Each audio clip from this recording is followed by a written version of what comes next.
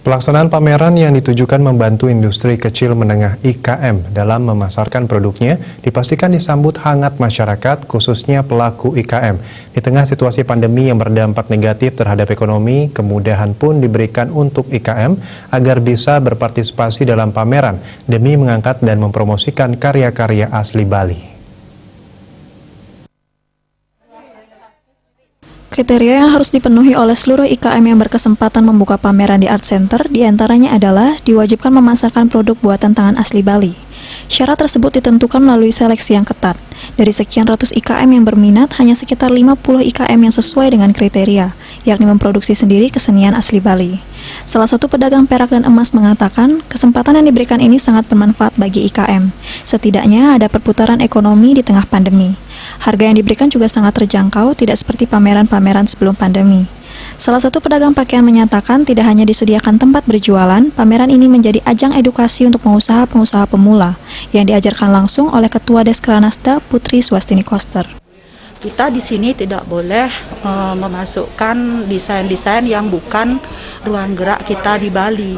Desain kita itu kita harus tonjolkan lagi. Yang dulu pernah agak redup, kita sekarang disupport sama ibu, dikasih ruang gerak yang begitu bagusnya di sini, dikasih tempat display yang begitu mewah, kita kasih harga yang standar mutu untuk harganya itu biar tidak terlalu tinggi. Menurut saya secara pribadi dari Ipong Desain itu luar biasa ya. Jadi ini ide yang sangat cerdas menurut saya, karena kita di sini itu betul-betul dibina gitu ya.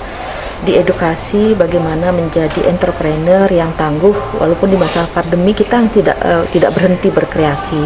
Karena di sini ada edukasi banyak hal, mulai dari kualitas produk dalam penentuan harga, kemudian manajemen pembukuan, IT, kemudian penataan atau persiapan display-display itu semua kita diedukasi.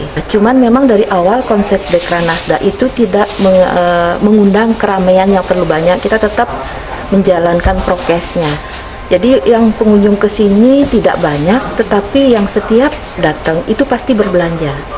Itu lebihnya. Jadi karena memang sengaja tidak diekspos besar-besaran, tidak mengundang tamu banyak, tetapi yang datang ke sini sedikit tetapi berkualitas.